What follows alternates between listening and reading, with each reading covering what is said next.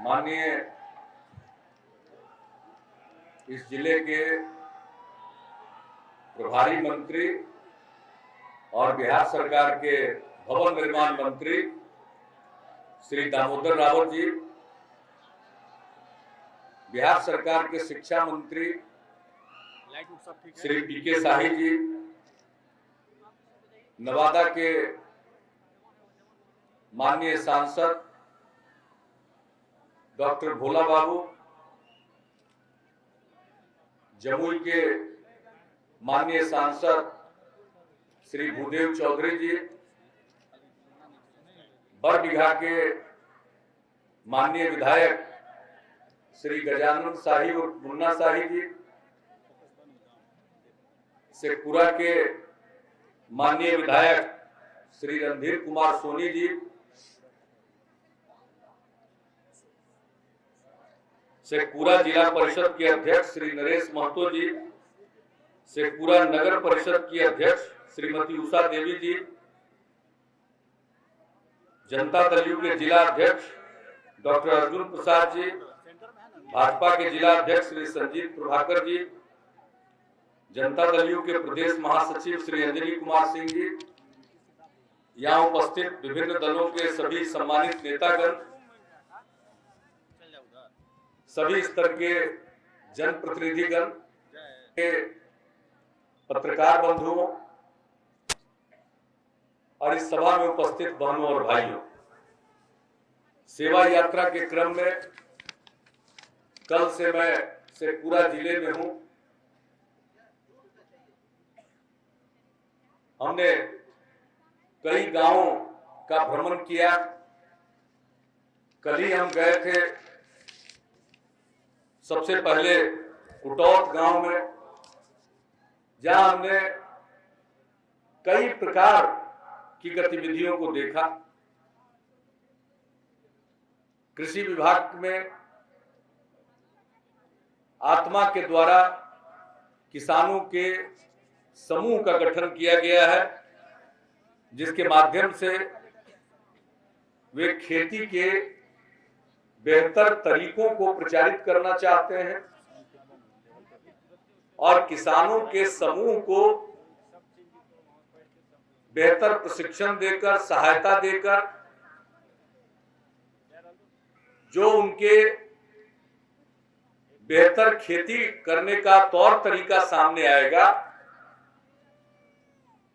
इस योजना का उद्देश्य है कि अन्य किसान उसको देखेंगे और उसको अपनाएं और समूहों की संख्या भी बढ़ेगी। अभी नया नया काम शुरू किया है, मुश्किल से महीना डेढ़ महीना पहले समूह का गठन किया गया है। मैंने उनसे बातचीत की। फिर कुछ स्वयं सहायता समूह महिलाओं का है, जो एक जमाने से चल रहा है, उसको भी हमने देखा। उसमें क्या कठिनाई है, क्या खामियां हैं, इसको भी देखा और अधिकारियों को कहा कि इसको और बेहतर बनाइए। इसके बाद हमने वहां एक नया प्रयोग इस जिले में हुआ है। मैं इसके लिए स्वास्थ्य विभाग को और जिला प्रशासन को मैं बधाई देना चाहता हूं। एक प्रयोग के तौर पर एक योजना शुरू की गई है, जो जितने आशा कार्यकर्ता हैं, जो संस्थागत प्रसव के लिए गर्भवती महिलाओं को प्रेरित करते हैं कि आप अस्पतालों में जाकर अपना प्रसव कराइए, तो उसके लिए आशा कार्यकर्ता है।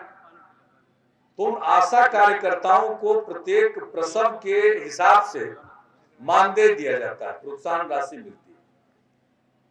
तो उसके भुगतान में विलंब होता था, उनकी शिकायत रहती थी। तो यह एक प्रयोग किया गया है कि वो मोबाइल के जरिए, मोबाइल फोन के जरिए उनको कितनी राशि दे है और उनके खाते में वो राशि चली गई, इसकी सूचना उनको मिल जाएगी। अपने मोबाइल फोन से ही वो देख लेंगी कि कितनी राशि, और उसी मोबाइल फोन का इस्तेमाल करके जरूरत के मुताबिक अपनी राशि निकाल सकती है। जगह जगह बैंक ने वहां पर इस प्रकार का इंतजाम किया। जैसे शहरों में, बड़े शहरों में एटीएम होता, रात बिरात कभी मौका मिला एटीएम से आप नगद पैसा निकाल ली, तो उसी तरह से ये मानव एटीएम, इसमें आदमी के पास पैसा वो गिन करके उसको दे देता। तो कल हमने देखा, उनको बड़ा हमने खुश देखा और हमने कहा कि यहाँ ये योजना सफल हो गई, तो अब इसको पूरे बिहार में जल्दी से जल्दी लागू कर दीजिए। और अभी आशा के लिए लागू किया है और इसको ममता कार्यकर्ताओं के लिए भी लागू कीजिए।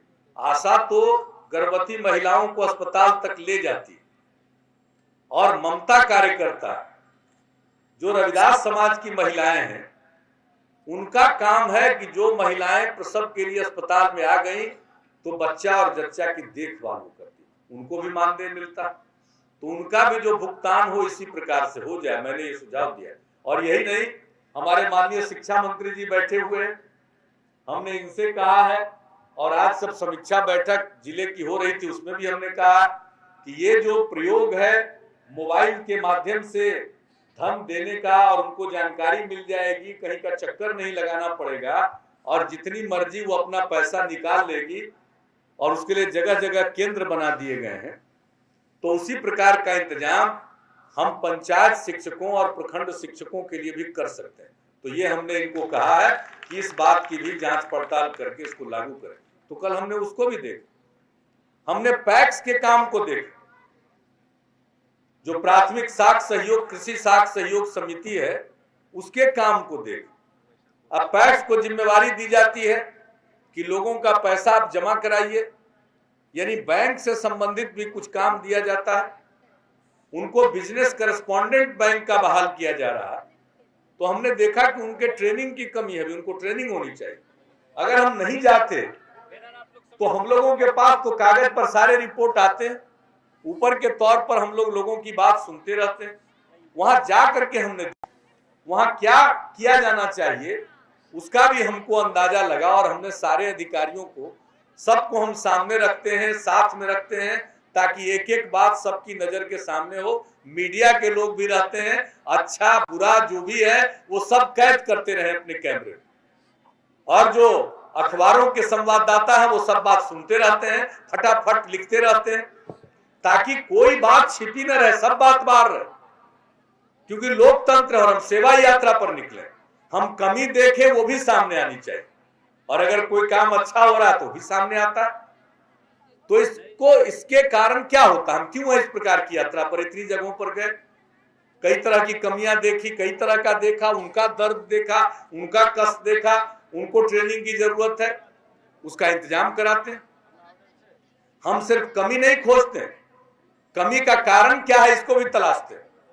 और अगर ऐसा लगता है कि कमी का कारण व्यक्ति है, अधिकारी है, तो उसको सजा देते हैं।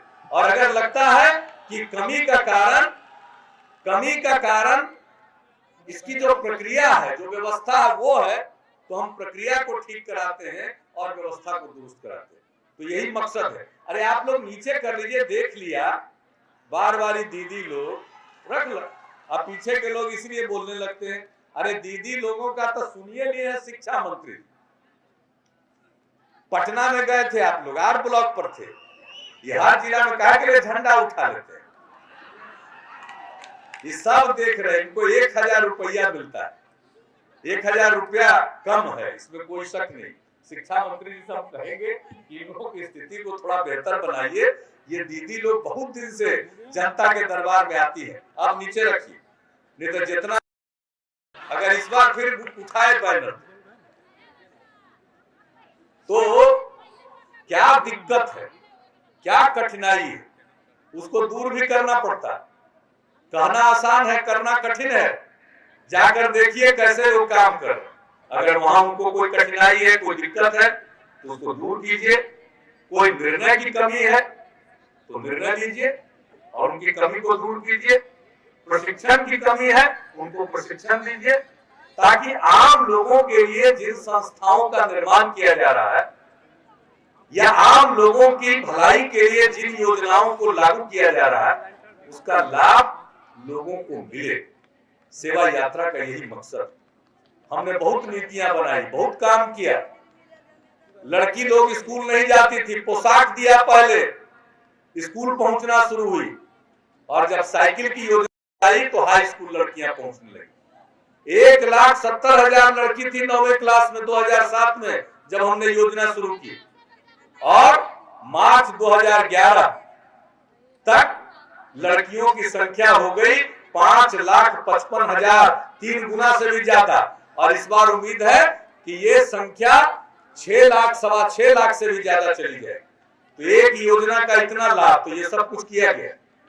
बहुत कुछ करना, उसके लिए घूम रहे, कैसे ठीक होगा, कैसे बेहतरी आएगी। तो एक एक चीज, किसान धान पैदा करते हैं, गेहूं पैदा करते हैं, उनका सरकारी खरीद होना, अधिप्राप्ति एफसीआई के माध्यम से। किसान का नहीं लेता है, शिकायत मिलती है कि व्यापारी से ले लेता। काहे व्यापारी से लेता है, उसको तो किसान से लेना है। क्या कठिनाई है? तो हमने पैक्स में जाकर के उन लोगों से पूछा क्या करना। अब जन वितरण प्रणाली का भी काम पैक्स को देने जा, तो जब वो लोगों का राशन बांटेंगे कि राशन बांटेंगे तो ठीक ढंग से बटे, कैसे वो ये काम करे। तो इस सब चीज को जाकर जमीन पर देखते हैं, लोगों से मिलते हैं, जहां हमको कोई गड़बड़ दिखता है दफ्तर चले जाते हैं, कहीं बीडीओ के ऑफिस में चले गए, कहीं सीओ के ऑफिस में चले गए। हम एक जगह जाके चंपारण में थाना में चले गए, जोगापट्टी थाना, उसको अंग्रेज लोग ने कहा था कि अपराध का विश्वविद्यालय है, अंग्रेजी में कहा था कि इट्स यूनिवर्सिटी ऑफ क्राइम। तो मेरी दिलचस्पी थी, हम पहुंच गए वहां मालखाना हमको डीजीपी साहब ने दिखाया। अब मालखाना में न जाने कितने दशक से हथियार जो जब्त होता है पड़ा हुआ, अब पड़ा हुआ है तो पड़ा हुआ। तो उसके लिए बन रहा है कि कोर्ट से में प्रार्थना करके उनकी अनुमति लेकर के जितना पुराना हथियार ये जो थाना के मालखाना में पड़ा हुआ है सबको निकाल करके, गिनती करके, कागज बना के, अदालत की इजाजत लेके सबको गला दीजिए, जला दीजिए। क्या जरूरत है? कुछ लोहा निकल आएगा तो किसी और काम में आ जाए, उसको उस रूप में रखने का क्या मतलब? वो पुराना जमाना का बंदूक, प्राइवेट, नाजायज, ये वो सब पड़ा हुआ। तो तरह तरह का ये सब काम पर कोई ध्यान नहीं। अब जाते हैं तो कई तरह का काम निकल आता है, देखते हैं। बहुत लोगों को समझ में नहीं आता। जिन लोगों को मन लगता है खाली मेरी आलोचना करने में, तो उन लोगों को ये सब बात समझ में नहीं आएगी। उनको विकास यात्रा भी समझ में नहीं आए, विश्वास यात्रा भी नहीं समझ सके, और सेवा यात्रा के महत्व को भी वो नहीं समझ ले। अरे हम जनता के बीच में जा रहे हैं, हम कठिनाइयों से जूझते हैं, चुनौती का सामना करते हैं, कठिनाई दूर करते हैं और चुनौतियों को हम अवसर में तब्दील करते हैं। यही हमारा स्वभाव है, इसलिए हम लोगों के बीच में जाते हैं। लोगों के बीच में जाते हैं तो समस्या भी जानने को मिलती है और समाधान भी दिख जाता है। हमको कोई अलग से भगवान नहीं बुद्धि दिए, हम तो आपके बीच में जाते हैं, आप ही के मुंह से सुनते हैं, और सुनते सुनते हमको अचानक रोशनी मिलती है कि अगर समस्या है तो इसका हल यही, और उसी को हम लागू करते हैं। लोग कहते हैं ये तो समस्या हल हो गई। तो हम लोगों का सुनते हैं, हालत को देखते हैं, देखना पड़ेगा। बिहार जिस हालत में था, अब सिर्फ हुकुम छांटने से काम नहीं चलने वाला, जाके देखना पड़ता है खुद, इसलिए हम जाते हैं और इसी में निकले हैं। मुझे खुशी है कि तीसरे जिले के तौर पर ही हम शेखपुरा पहुंच गए। मैं भोला बाबू का शुक्रगुजार हूं कि उन्होंने इस जिले की महत्ता के बारे में बताया, मुझको बोलने की कोई जरूरत नहीं। तो हमने शेखपुरा का चयन किया, आए हैं, देखे, बहुत कुछ समझा है, देखा है। यहां से भी बहुत कुछ जानकारी मिली। आज बैठ करके 3.5 घंटा से भी ज्यादा हमने जिले की विभिन्न योजनाओं की समीक्षा की। राज्य के अनेक अधिकारी, विकास आयुक्त से लेकर के कई विभाग के प्रधान सचिव, और यहीं पर बैठ करके पूरे मुंगेर प्रमंडल के, जिला के पदाधिकारी, पुलिस अधीक्षक सब थे। कई बिंदुओं पर हमने समीक्षा की, एक एक चीज का हाल जाना, फिर पूछते भी हैं ये सुधरेगा कैसे। इसी में रास्ता निकलता और सुधरता।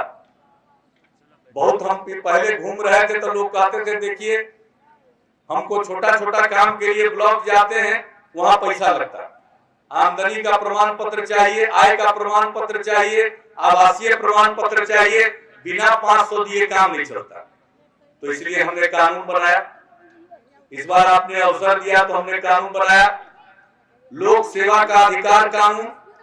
इसके जरिए आपको आवेदन पत्र जमा करना है और समय निर्धारित है, उतने दिन के अंदर आपको प्रमाण पत्र दे देगा। बीच में ब्लॉक अंचल जाने की कोई जरूरत नहीं।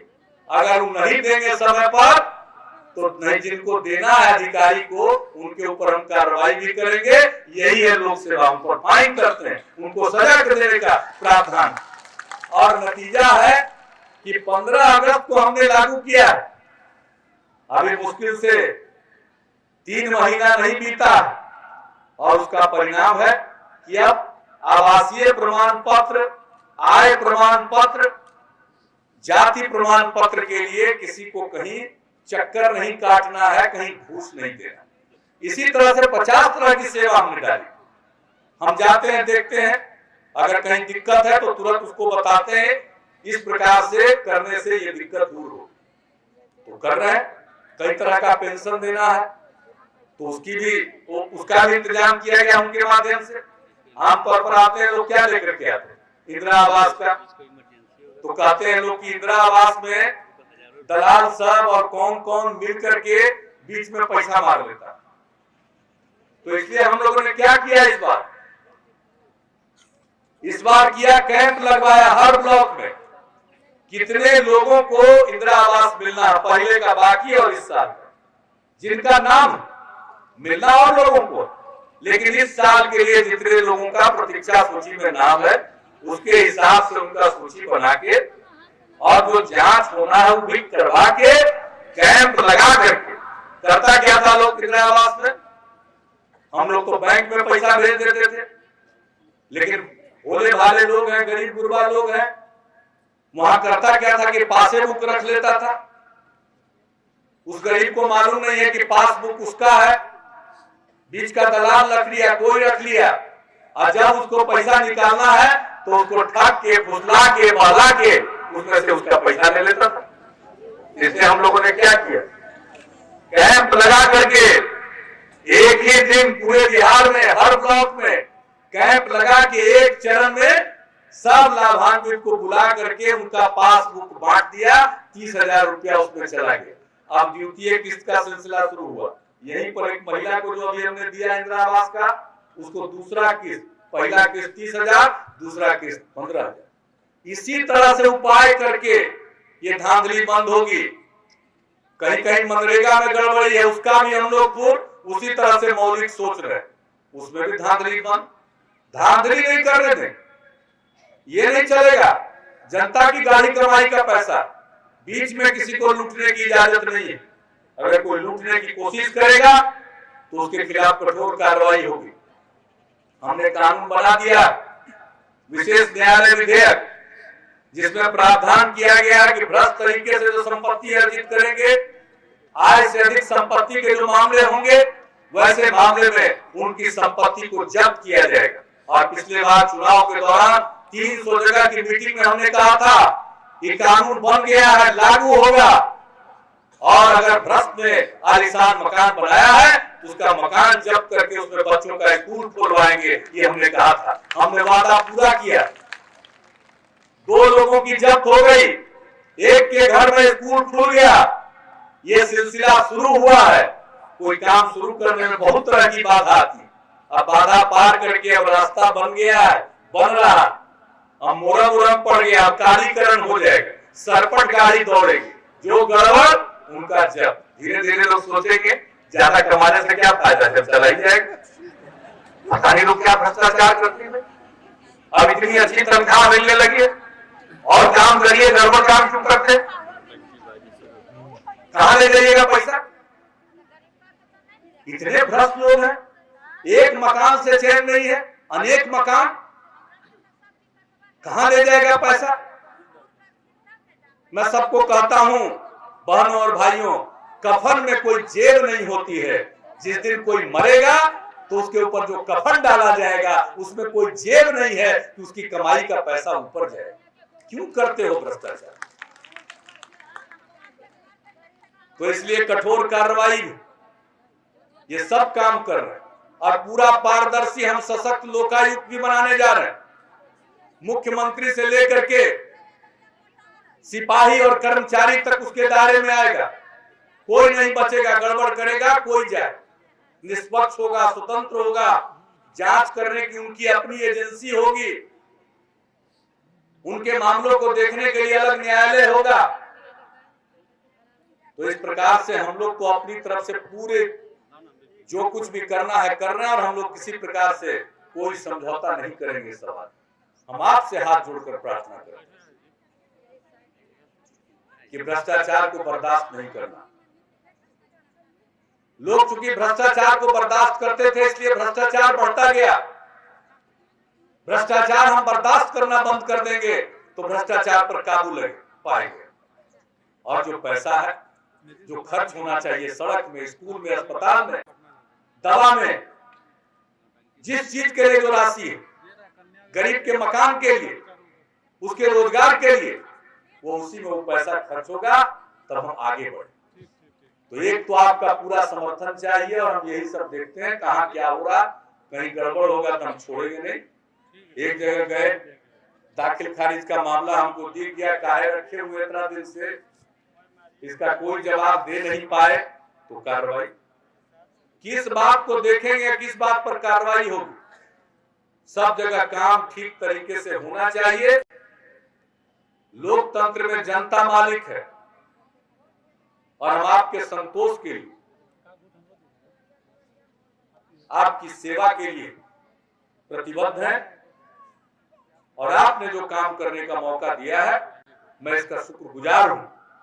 शेखपुरा जिले की दोनों सीट आपने हम लोगों को दी, इसके लिए मैं आपको बधाई देता हूं, धन्यवाद देता हूं। और आज इसी का परिणाम है कि इतने बड़े जनादेश के बाद हम काम कर रहे हैं। लेकिन जो इतना बड़ा जनादेश मिला और लोग जश्न मनाते, न जाने कितने दिन तक थिरकते रहते, मैंने कहा कोई जश्न नहीं मनाएगा, कोई विजय का जुलूस नहीं निकालेगा, सब लोग काम में लग जाइए। सब लोग काम में लग गए, एक दिन हम नहीं गवाते। मेरे पास और कोई दूसरा काम नहीं है, और लोग होंगे जिनके पास हजार किस्म का काम हो। मेरे पास तो एक ही काम, वह बिहार के लोगों की सेवा। 10 करोड़ 38 लाख लोग हैं 2011 की जनगणना के मुताबिक। हमारा क्षेत्रफल नहीं बढ़ सकता, वो तो स्थिर है, आबादी बढ़ रही। हमको उनकी खिदमत करनी, उनके जीवन स्तर को उठाना और बिहार को विकसित राज्य बनाना। और हमारा विकास का रास्ता न्याय के साथ विकास का है।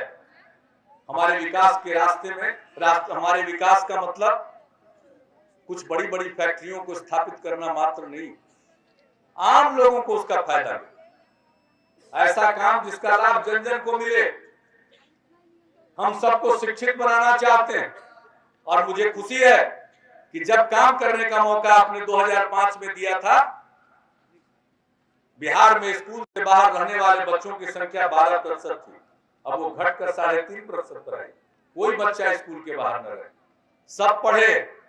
पिछली बार मात्रा पर ध्यान दिया, इस बार गुणवत्ता पर ध्यान है कि अब स्कूल का इंतजाम इतना बेहतर हो कि कोई बच्चा अगर नाम लिखाए तो बिना पढ़ाई पूरी करके वो स्कूल के बाहर ना आए। तो इस तरह से हम करना चाहते हैं। स्वास्थ्य सेवाओं का सुधार, हमारे यहाँ कुपोषण है और कुपोषण के चलते कई बीमारियां दबोचती है। इसलिए हम लोगों ने नई पीढ़ी स्वास्थ्य गारंटी योजना की शुरुआत की। हम इसी साल हमारे जितने बच्चे हैं जो जन्म लिए हैं, वहां से लेकर के 14 वर्ष आयु तक के बच्चे और 18 वर्ष की आयु तक की बच्चियां, ये सब का हम स्वास्थ्य कार्ड बनवा रहे हैं। उसी स्वास्थ्य कार्ड में सब चीज रहेगा, खून वगैरह का भी जांच होगा, किसके शरीर में किस चीज की कमी है।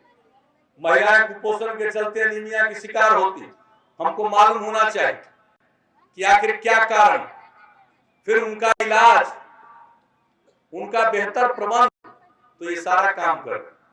हम चाहते हैं कि हमारा बिहार विकसित बिहार बने, शिक्षित बिहार बने, स्वस्थ बिहार बने। और इसके लिए हमने घोषणा कर रखी है, हमारे लक्ष्य है कि हम किस लक्ष्य को प्राप्त करना चाहते हैं। आपने मौका दिया 2010 से 2015 के लिए हमने अपना कार्यक्रम घोषित कर दिया और हर साल पूरा होने के बाद हम आपकी खिदमत में एक साल का रिपोर्ट कार्ड देते हैं कि हम एक साल में क्या कर सके, क्या करना था, क्या कर सके। और कल 25 नवंबर, याद कीजिए, आज ही के दिन 24 नवंबर को पिछले साल परिणाम आया था। हमने फिर से शपथ लिया था 26 नवंबर को, 25 नवंबर को एक साल पूरा जाता। इसलिए अब कल पटना से हम एक साल में अपने काम काज का रिपोर्ट आपकी खिदमत के लिए जारी कर देंगे। हम सबके सामने अपना लेखा जोखा हिसाब किताब सब रख देते हैं। आपने मौका दिया है, आपकी हम खिदमत करते हैं और आगे खिदमत करते रहेंगे जब तक आपका विश्वास है। एक ही चीज हम आपसे अनुरोध करेंगे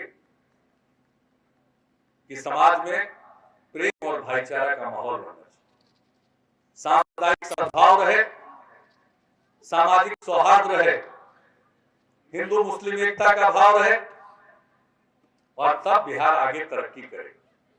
ये जो आज बिहार तरक्की कर रहा है, जिसकी चर्चा भोला बाबू या भूदेव जी या शाही जी या दामोदर राउत जी कर रहे थे, आज जो या सोनी जी कर रहे थे, ये क्या है?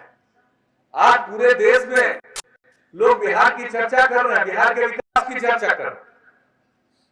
विकास दर प्रकाशित होता है, देश का क्या विकास दर है, किस गति से हमारा विकास हुआ, अलग अलग राज्यों का विकास दर प्रकाशित होता है। हम नहीं करते, ये केंद्र की तरफ से किया जाता है।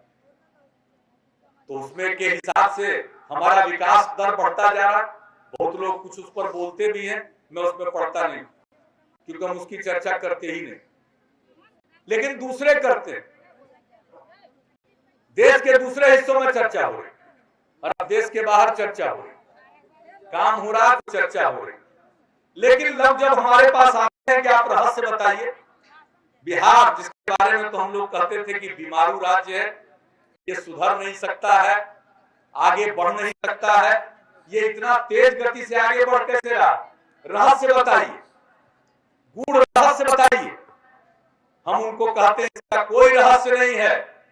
हमारे बिहार के 10 लाख लोगों ने मन में संकल्प ले लिया है कि अब पीछे नहीं रहेंगे, हम भी आगे बढ़ेंगे। इसलिए आज बिहार की तरक्की हो रही है और ये विकास का दर हासिल हुआ। और ये विकास के दर के लिए इसका श्रेय हम अपनी सरकार को नहीं देते, इसका श्रेय आपको है, बिहार के लोगों को है, बिहार की जनता को। और ये आपके मत बीच में आपसी भाईचारा और एकता बनी रहेगी तो दुनिया की कोई ताकत हमको आगे बढ़ने से नहीं रोक सकती। बिहार की आबोहवा अच्छी है, हमारी मिट्टी उपजाऊ है, हमारे लोग मेहनती हैं, हम युवा पीढ़ी मेधावी है। संकल्प से काम करेंगे तो अब बाहर मजदूरी करने के लिए जाने वालों की संख्या घट रही है, कोई ज्यादा कमाई करने के लिए स्वागत की बात, लेकिन रोटी के लिए कोई बाहर